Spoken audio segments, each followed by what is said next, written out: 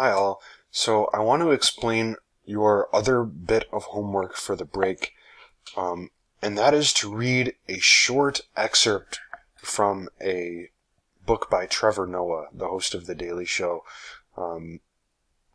This is going to be for a reading comprehension practice exam that we're going to do when we get back from break.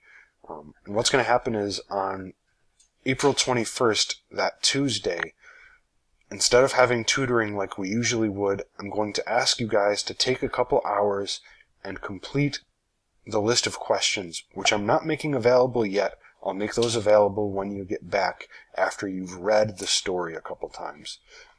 So, if you're logging into Blackboard, you'll find our class folder here, which is either afternoon 3 or evening 3, same materials. You click into the folder, and you'll see the new folder here, Practice Reading Tests. You'll click into that, and then you'll download this, Born a Crime, Trevor Noah. And once you download that and open it, it's going to look something like this. And you're going to be like, oh man, it's sideways. But you right-click, rotate clockwise, there you go. All's good.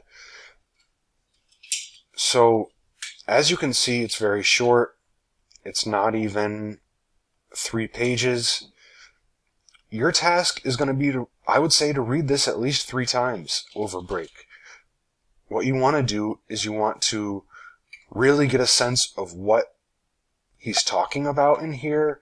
You really want to look up any vocabulary that you need. I would take notes. I would write summaries, at least a summary for each page, maybe like a 1-sentence summary for each paragraph. So you may not have a printer, you may not be able to print, but you can still take a lot of notes. And when you go to answer the questions on Tuesday the 21st, you'll be able to use the story, you'll be able to use any notes, you'll be able to use anything you looked up. You won't be able to use the internet at that time. So what I'm saying is, over break, you want to read this over and give yourself plenty of time to make sure that you know the ins and outs of this story. And so, I also want to mention that this is not going to be, it is a practice exam, but it's not going to count as an exam. It's going to count as a quiz grade. So, don't stress over it, but you do want to give it attention. You want to give it your best shot, because at the end of the semester, those of you with a reading need are going to need to do a reading comprehension exam.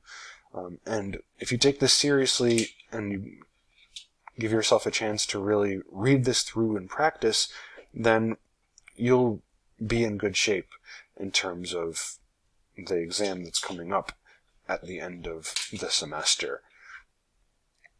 And another thing, and the last couple things that I say here are going to be that we haven't done much like pure reading comprehension, but we have done reading comprehension in our class. Anything that we've done in terms of a Cat W, you have to do reading comprehension in order to understand the Cat W and write about the Cat W. All of the essays and the stories that we've read in this class have had a heavy reading comprehension component to them.